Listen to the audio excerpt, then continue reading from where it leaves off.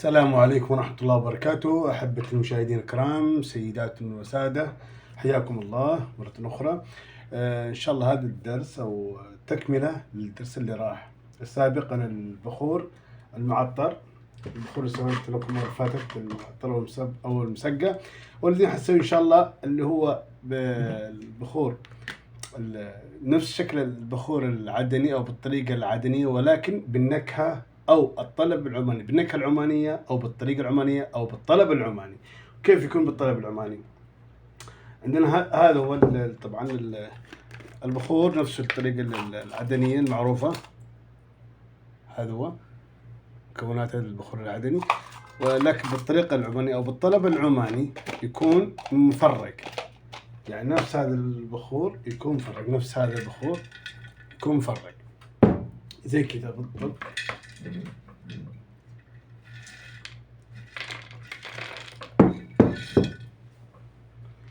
بهذه الطريقة هذه إن شاء الله نخلطهم. هذا دقة الكسر عادية المسقى أو المعطر، نضيف عليها السكر مع ماء الورد. هذه الطريقة العدنية، بس تكون بالطلب العماني وبالنكهة العمانية تكون مفرقة بهذه الطريقة، بهذا الشكل مفرقة، تكون بهذه كل قطعة لوحدها. طبعا ايش المكونات حقت البخور العدني المعروف للجميع؟ اللي هو يكون السكر، هذا السكر، والماء الورد. نخلط طبعا السكر مع الماء الورد. الكمية اللي عندنا طبعا هنا 450 جرام دقة عود كسر مروكي، نضيفها على ايش؟ على عندنا هنا السكر ناعم 600 جرام، سكر ناعم 600 جرام، نضيف عليها 150 ماء ورد، 150 ماء الورد. بعد ما نضيف نخلطهم السكر مع ماء الورد، تمام، نحركهم على نار خفيفة هادية، نحركهم لحد ما تبدأ الفقاعات تظهر، ونخليه لمدة 7 دقائق حتى نصل للنتيجة المطلوبة اللي تنخلط مع دقة الكسر. ممكن تاخذ لها 7 دقائق، 7 دقائق كفاية، ونطفي عليها. وبعد كذا نضيف عليها دقة البخور، دقة الكسر المروكي نضيف عليها، وتعطينا بعدين الناتج اللي هو البخور بالطريقة العمانية أو بالنكهة العمانية، اللي هو العدني بالنكهة العمانية. إن شاء الله الحين الخطوة التالية اللي هي نروح نطبخ السكر مع الماء الورد. نلقاكم إن شاء الله في لقاء آخر، ولا تنسوا الشير والاكسبلور رجاء. اطلب كرمكم يعني تفعلون الشير واذا كومنت مع الاكسبلور، وجزاكم الله الف خير. واخر دعوانا الحمد لله رب العالمين. اللهم علمنا ما نفقه وفقنا ما نعلم. السلام عليكم ورحمة الله وبركاته. احبتي المشاهدين الكرام، هذه تكملة للدرس اللي هو البخور اللي قلنا الكسرات العود، كسرات العود المروكي نضيف عليها سكر بالطريقة الطبخة العدنية بالطلب والنكهة العمانية. وهذا عندنا بسم الله الرحمن الرحيم. هذا السكر قلنا عليه 600 جرام سكر، نضيف عليها 150 جرام ماء الورد. بسم الله الرحمن الرحيم. 150 جرام ماء ورد، خليهم يذوبوا مع بعض.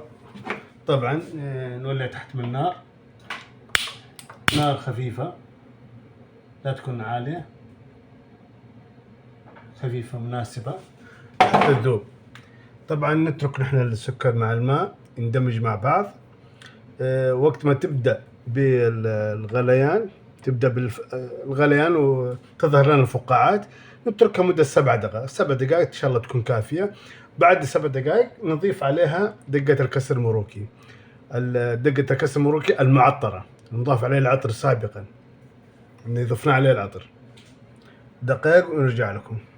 طبعا احنا نحاول نقلب ونحرك السكر مع الماء حتى يندمجوا شوي مع بعض، ونتركها لما تبدأ تظهر فقاعات قليل كذا، وإن شاء الله ونرجع لكم. كما تشاهدون الآن بدأت الفقاعات تظهر في السكر المذاب في الماء. والآن نبدأ نحسب الآن 7 دقائق، 7 دقائق إن شاء الله تكون واضحة عندكم، تكون واضحة الرؤية. الآن بدأت الفقاعة تظهر على السكر المذاب في الماء. نحسب الآن 7 دقائق، نرجع لكم إن شاء الله.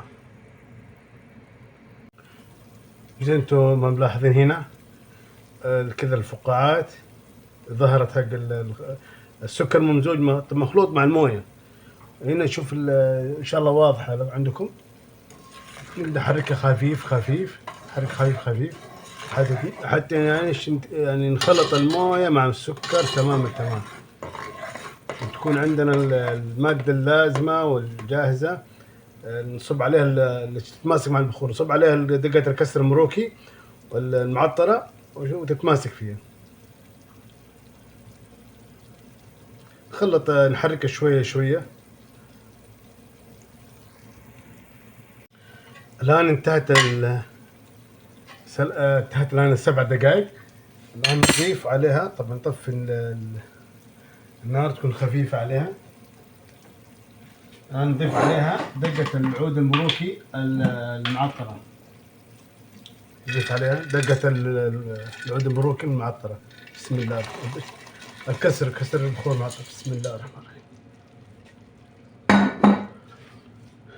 نحاول نخلطهم مع بعض قدر الإمكان حتى يمتزج هذا مع بسم الله الرحمن الرحيم. أنا هذه الطبخة الثانية سويتها، الطبخة الثانية، الطبخة الأولى بعطر وهذا بعطر ثاني. ما شاء الله تبارك الله، المنظر جميل والرائحة ولا أجمل منها. طبعا نقلبها بهذه الطريقة حتى يمتزج العطر مع دقة الكسر المروكي المعطر، يمتزجوا تماما مع بعض. بعد كذا خلاص طفي النار، نتركها شوية تبرد، وبعد كذا نحطها في صحن كبير، وبعدين نضيف نحطها ندخلها في نفس الوعاء الأول، الجار القزاز الأول نصبها فيها، يعني نحط الدقة البخور في نفس القالب. تقريبا الآن امتزجت بالكامل.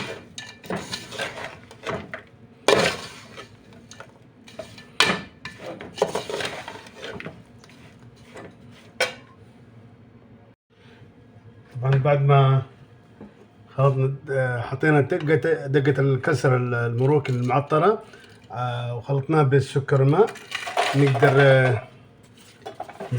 نحطها على صحن كبير حتى تنشف الدقات الكسر ان شاء الله مع السكر.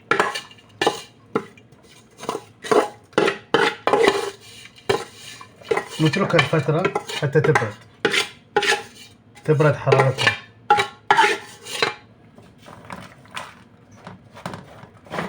بهذه الطريقة